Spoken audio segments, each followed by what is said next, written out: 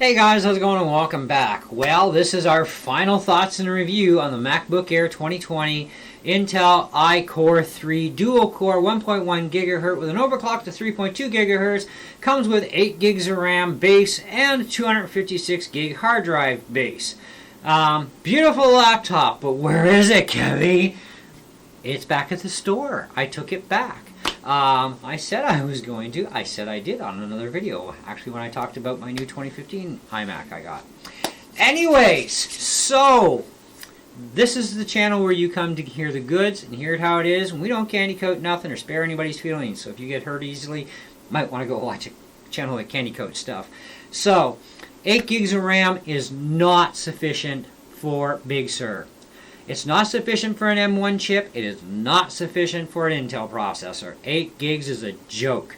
Okay? Yes, your computer will run, but your programs will not run very fast. They will not run very efficiently because of lack of RAM, because Big Sur swallows a lot. Okay? Now, even if you have a lot of video, doesn't matter. I mean, the laptops are only coming with 1.5 gigs, right? Which is not bad, right? It's a lot better than half a gig or 1/4 gig like it used to be years ago, right? But of course, as OS has changed, more horsepower is required in video and CPU and RAM. Okay, now with a base level laptop of 1.1 gigahertz dual core, it's going to turn on to the 3.2s rather quickly. Like as soon as you fire up QuickTime, like we're running right now to cut this video, or iMovie or GarageBand, it's going to turn on those processors and run them full out. Minecraft, even on the lowest settings, you're not even going to get 10 minutes of gameplay, and it is going to thermal throttle the daylights out of that Intel chip. And it's going to probably borderline almost thermal throttle, tongue twister, the M1 chips, okay? Borderline it. Now that's in our base level machines with base level clocks, etc. Now, with a much higher end MacBook Pro, which has a lot more base clock frequency before turbo boost is required, you're probably going to do a lot better, but you're going to be spending a lot more money. So these base level budget laptops from Apple in the budget MacBook Pros, the budget MacBook Airs, they are great for typewriters, they are great for extreme low video editing purposes, and very, very low end gaming. Okay? And of course, surfing the internet, watching YouTube videos is fine. But they're still going to get pretty hot regardless because those processors are pretty much turned on in the turbo mood all the time. Okay? So, what do we need to improve things a little bit better? Well, with the MacBook Air 2020 that I had, of course, it had a fan, which turns out everybody was right, absolutely pathetic and useless. I run a program called Max Fan Speed Control, which allows me to override Apple settings so that I can choose where the fan speed goes and that it never shuts off if I don't want it to, or I can have the sensors do it. However, I have no power savings turned on any computer, laptop or desktop. I always get rid of all that power savings garbage. I want my computer to run full performance, right? Because you will notice a difference. When you first fire up the 2020 MacBook Air that I had with the Intel chip iCore 3, you will notice that it's kind of sluggy. When you turn off all the power saving stuff, you'll notice it all of a sudden jumps to life a lot better, which is great. Now it does boot rather fast because that SSD is phenomenally quick. Very fast SSD drive. I'm very impressed with the drive, which makes a difference in load times for sure. But as far as the processors go and what they're capable of, yeah, that's another story. They're always going to be pretty much turned on all the time. Even for surfing the internet, on YouTube especially, you watch a YouTube video, those clocks are turned on full tilt. You're not running baseline processor, you know. You will rarely ever touch baseline processor. Well, in a word processing program, you're probably going to be at your 1.1 gigahertz. But anything more than a word processor, yeah, you're going to be cranking those chips right up. Because even to cut this simple video with QuickTime on that book would have turned those processors right up, and I'd be running 90s, maybe, yeah, at least 90 degrees, you know, mid 90s, which is pretty scary because as soon as you turn on the MacBook Air 2020 iCore 3 and you check the core temperatures with Max Fan Control, you let it sit for about 1 minute to adjust, okay, so that it can get all the sensors in there and get all the info it needs, and it'll tell you the number, right? You are still going to be sitting in 50 degrees, okay, on your processors alone, and all you're doing is running the operating system and loading max band speed control to check your temperatures. That's pathetic that it runs that hot just from being turned on. You know, it's like, that's insane. I've been running my iMac most of the day right now, and I'm on probably my 40th try to do this video for you guys, because I don't do teleprompters, write scripts, or any of that junk. I just blah, okay? My CPUs right now, and I have 4-core, 3.2 gigahertz with an overclock to, I think it's about 3.6 or 3.8 these things go to. I'm only running 45 degrees, okay? I can play Minecraft for like an hour straight, and I'm lucky to blow 50 degrees on my processors, okay? So, now yes, this is a lot faster machine than that MacBook Air. Yes, it has more processors. Yes, it has faster processors. That does make a huge difference. But I'm still only running 8 gigs of RAM and a 1 terabyte 7200 RPM mechanical hard drive. So even to run my programs, I'm still running a lot of virtual memory. I'm running about 97% virtual memory to about 3% real RAM left over out of that 8 gigs that Big Sur is swallowing, okay? You know, so it's kind of a, you know, really tight spot, but it's still running pretty efficiently regardless. But it could be so much better with some more real RAM. So I did order some more RAM in. Hopefully it gets here Monday. It was supposed to be here like 2 days ago, but Amazon delays, Christmas, you know. And I will be ordering an SSD drive in for this thing. I'm actually decided to go to a 1 terabyte drive this time. My last iMac, I had a 490 gig SSD, and I had 16 gigs RAM, and that was beautiful right up into even to Catalina. Was great. Ran fantastic. But Big Sur, yeah, my late 2013 iMac didn't support Big Sur.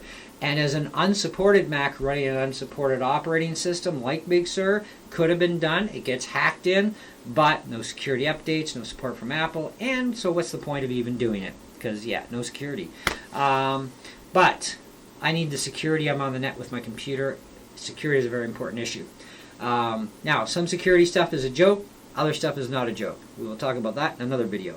However, continuing on, so even this bad Mac that I'm running now, bad in a good way, you know what I mean, sucks with 8 gigs of RAM. Okay, 3 minutes and 9 seconds from the time I hit the power switch till I'm actually got Minecraft fired up and ready to play. Okay, that is really not acceptable with 8 gigs of RAM and that mechanical hard drive. So going to 24 gigs of RAM, there will be more than enough. Big Sur can take all the RAM at once. It ain't going to take more than 8 gigs, right? But it's going to take a majority of that 8 gigs, and then everything's virtual after that. So the MacBook Air definitely cannot cut the rug for what I need it for. It's not going to cut the rug for the majority of people out there for what they need it for. However, if all you need is a inexpensive but still powerful laptop, okay, I would look more towards the M1 series because it's the exact same price. The M1 MacBook Air base level system is the exact same price as the Incore Duo, which is way slower. Okay, I don't know what the video RAM is in the M1 series, but it's probably the same, if not better. But still, you're going to have to spend more money. Okay, honestly, you will, guys, because see, 256 gigs of hard drive. With the initial release of Big Sur, and that's with GarageBand fully updated with all of its sounds, that's your iMovie in there, your iMovie's updated, all that other jibber jabber, just your basic, all the junk that comes with your operating system stuff, you're looking at 53 gigs, okay? 11.1 is now out, just came on my computer a couple of days ago. That was another almost 3 gigabyte download. What it expanded to, I have no clue, but we're looking somewhere closer to almost 60 gigs now, gone bye-byes. Now on a 1 terabyte hard drive, who cares? On a 256, you just lost more hard drive, and you still have not installed your programs yet that you want to run on it. And that's a big thing too. You know, I don't like Safari. I prefer running Google Chrome, so that's another download. I have some games that I like to play, yep, and they're from the App Store. They're not super heavy duty, but some of them are a little on the intensive side. And I do, of course, have Minecraft, which is a swallower of computer hard drive space to a certain point, but also at the same time, it's very graphic intensive and demanding, and RAM demanding, and everything demanding, okay? Which is kind of weird considering we're dealing with blocks. It's not a 3D shoot 'em up game that should be swallowing everything. But yes, Minecraft is a hog, okay? Especially when you start running Optifine graphics and all this and all the high, it just, you know what I mean? So yeah, don't throw Minecraft on even an M1 because you're probably going to thermal throttle it on an M1 chip, at least base model systems. So when you're looking at a base model book to get into, MacBook, the Air M1 is a better choice than the Intel version at the same price for the same configuration of RAM and hard drive. Of course, you are dealing with much faster processors in the M1. That at least is a good point. And the M1 is natively coded to Big Sur. Intel Macs are not natively coded to Big Sur. So there is a little bit of a performance gap difference there, but it's very minor, all right? At least that's what I've been finding. But you are going to need a minimum to really be comfy and to really see your notebook perform the way it should, full out. You are going to require to get 16 gigs of RAM minimum. Of course, the majority of their notebooks, laptops, max to 16 gigs. So to go for the 16 gig max, or whatever the max is, max the sucker, okay? Hard drive wise, they can go to up to 2 terabytes. Get a teir drive, okay? Half a tera, you should be more than comfy for most users, but a 1 tera drive would be probably much better. But here's the thing, if you are very serious about doing video editing, you're doing sound like through Studio Gear, like I've got a 10-channel mixing console among other gear running in through my Mac because of all the audio stuff I like to do. There's a lot of stuff that never actually hits my channel just because I don't want to put it up there. But for what even does hit my channel, you know, I have equipment that's not cheap, but it's not massively expensive either. But at the same time, it gets the job done. But I need a Mac that can do it. And these laptops from Apple, unless I bought a top-of-the-line MacBook, there's no way any of these mid-level or low-end ones are actually going to handle it. And I thought the MacBook Air that I bought would have handled the job. It made sense, spec for specs, and you know, even with running dual cores, it should have still been pretty good, and I should have been able to get by. And I had a budget. That was the biggest thing that hindered me, was my budget, and also the unavailability to an M1 processor MacBook Air. And it's still unavailable too. Best Buy just got in an M1 2 days before I returned my other Air. They got in the MacBook Air base level M1 for $1,300. Same price, but a far superior machine. So Apple needs to really drastically cut the price on those Intel ones because, yeah, they suck compared to the M1s, right? But even that M1 chip system, after looking into it enough too, it's still not going to be adequate enough, even if I maxed out the RAM and put a bigger hard drive in it, which means custom ordering from Apple, which means a boatload more money. I might as well just went and bought one of their mid-level laptops instead of trying to upgrade a bottom feeder for an M1, okay? So I would have done better just buying a mid-level system already. It already comes with 16 gigs and a half a terabyte. I should have been fine. But you never know. That's the thing. It was my first time purchasing a brand new laptop from Apple, and given Apple's history of being fast performing machines and everything else, you would have thought, okay, it should be fine. But turned out the Intel set, not a chance. M1 probably would have done a lot better, but still it's kind of I don't know. But I never had one stitch of problems ever, even with my late 2013 iMac. And it, when I actually sold it recently, and it had 16 gigs of RAM, 490 gig hard drive, same processor. It's quad-core 3.2 gigahertz with an overclock to, I think it's like 3.6 or 3.8 they overclock to. I've never gone into the turbo boost mode ever on my other iMac, and there's nothing I couldn't do on it, and do very quick and easily. Mind you, we're now dealing with Big Sur. Big Sur is not native to the Intel chips, so I still might experience a little bit of slugginess, but I don't know how much. We will find out once the RAM upgrade goes in and the SSD into this current Mac, and we'll see how the performance is different. But right now, 3 minutes from fire up to playing Minecraft as an 8 gig with a 1 terabyte 7200 RPM drive kind of really sucks. But otherwise, I can do other things, and when I am up and running, things are running fairly smoothly. I'm not experiencing any real issues with this iMac, so I'm okay there. It is actually far superior to that MacBook Air in every way, shape, and form, which is nice. And I already have the 27-inch screen. But I love the screen on the MacBook Air. The Retina display is beautiful. Okay, actually doesn't look too bad on an external LG 22-inch screen either, which I bought for that thing, which is now on my other laptop, my PC laptop. But it is a nice looking machine. It's lightweight. Battery runtime with all power savings turned off was phenomenal. I was still getting like easy 8 hours out of the battery, and that's no power saving modes. And that's the other thing too. If you want to bring your laptop or your desktop to life, even Mac or PC, turn all that power savings, hibernation, hard drive spin down garbage, turn it off. Get the full potential out of your machine for what it really is, okay? Turn that junk off. It's nothing but a headache. And yes, you're going to get lower battery runtime when you have no power savings turned on a laptop, but at least the sucker's going to get up and dance all the time, battery or plugged in. It's going to be the exact same experience, fast like it should be, okay? You know, that sort of thing, right? I can give you guys a lot of tips and tricks, and I'll do a video on that as well to get more in depth into it and walk you through the process of what you need to actually do on a Mac and on a PC as well to set them up. There will be separate videos, of course. But in all, for anybody who does what I do on a Mac, I do not recommend the MacBook Air. I do not recommend any MacBook, period, to be honest, unless you are willing to spend the major dollars and max that thing out at the same time.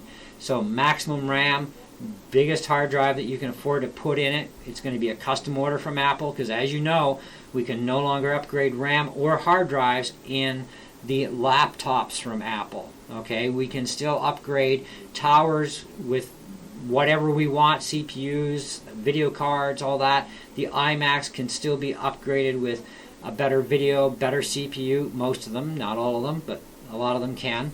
And we can still do our own RAM and hard drives if we want to. It's not that hard to change the hard drive on an iMac. A little tedious, a little nerve-wracking the first time, but after that it's a walk in the park. It's kind of like doing your iPhone for the first time. Scary as heck, but hey, once you've done it once, you can do it again and again. No big deal. So keep that in mind too. If you need the horsepower, you need the performance, you have two options. One, top-end MacBook, or two, you buy yourself a real Mac like a iMac that's, you know, mid-level or high-end, it's up to you, or Mac Tower, whatever, and then you can do all the serious stuff and not even have to ever worry about overheating or thermal throttling and farting your program out when you're trying to do stuff. You know, things are generally best done in that sort of areas on real computers. I don't consider a laptop a real computer until they become real computers, okay, where they are the equal to what I have on my desk. Then I would say, okay, that's a real laptop, that's a real computer to me. But you never know what's going to happen. At least, thankfully, I was able to take it back and get a refund, and I was able to actually save myself hundreds of dollars by getting a used late 2015 iMac that is like far, far superior and 10 times more superior, if not more, than the Air that I bought. So, and hey, if I get about 3 years out of this thing before Apple cuts it off, I'm happy, because in 3 years I can save up a lot of money to get the next big bad iMac that I need to get my hands on to keep going. Because I think from this point on I'm going to stick with the iMac series for as long as Apple makes them, and because I really like them and I love the 27-inch. I cannot imagine going lower than the 27-inch on an iMac. You know, and they don't chew up that much power anyways. And iMacs in a lot of ways are based off of laptop in design format in the internal guts, except a lot more powerful, you know, a lot better in many ways. So it's too bad though that the late 2013 had to be retired, but that's the way it goes. So we'll have to deal with that. But, you know, I do have a far nicer machine now, and I'm loving the Retina display even on this one. So do stay tuned for the review on this iMac as well, but it won't be until after I've upgraded the RAM and the hard drive in it, and then I can have an honest opinion on before and afters on it, to tell you, what I really think about it in the end result, with not having to put a lot of money out too. But don't buy the MacBook Air. Don't even buy yourself a MacBook Pro, even in the low-end stuff, unless you consider upgrading the RAM and going to a much larger hard drive. Those 256 gig hard drives are not going to last you long with Big Sur, okay, let alone your other programs. And definitely when it comes to the RAM, 8 gigs is not sufficient for Big Sur. You need at least 16 gigs or more RAM, okay? So that means with laptops, you're going to have to custom order these from Apple and wait for them to build the sucker for you to your specs that they give you to max it out even, if that's what you want to do. But also, before you max out even a base level, check the price of their mid-tier MacBooks in comparison and what they come with, and then price comparison. And if it's only going to cost you maybe $100 or $200 more to go to a mid-tier level one that's got an even faster processor and already has 16 gigs and even just a half a terabyte, which should be more than sufficient for most people, then I would go to the mid-tier Mac and say the heck with this other one. That's where you got to put your dollars and cents together. That's where you got to think about things and research. What is my cost benefits here? And if it's $100 more, even $200 at the most more, I would say it's worth going to the mid-tier level M1 systems that are much higher end, and then you don't have to actually custom order anything other than, because I did see an M1 with 16 gigs of RAM and a half a terabyte, and the price wasn't a whole lot different than actually ordering in an M1 MacBook Air already maxed out with max memory and even a half a terabyte. So it's kind of like, I think the mid-tier is actually the way to go in that sense. That's me though. I paid a little bit of extra just to go to the mid-tier. And the mid-tier should do, but I don't know. I'd have to really give it a good run for its money, but I don't have that kind of money to put out and go and test it and let you guys know. So you'll have to rely on other YouTubers that buy that stuff for that sort of thing. Anyways, thank you so much for watching, hanging out. Hope you enjoyed the video, got a lot out of it. I probably missed a couple of things, but in all, I think as far as the star rating goes, for my purposes, what I needed that thing for that it could not pull off, I'm at a real solid, I'm at a 2 out of 5. I'm sorry. That's the way it goes. For people who are not like me doing the stuff that I do, and you're just a basic person, emails, surfing, YouTube videos, very, very light video editing, you know the deal, right? Then I would say, okay, it might get towards about 4 out of 5. But you're still going to have to upgrade the RAM regardless. Okay, you still got to get to 16 gigs. 8 gigs is not enough. M1 chip or Intel, 8 gigs is not enough for Big Sur, even just by itself. You still got to have memory to run programs efficiently and effectively. That's not going to happen with 8 gigs of RAM in any Mac. Okay, so there you go. Catch you on the next one. Ciao.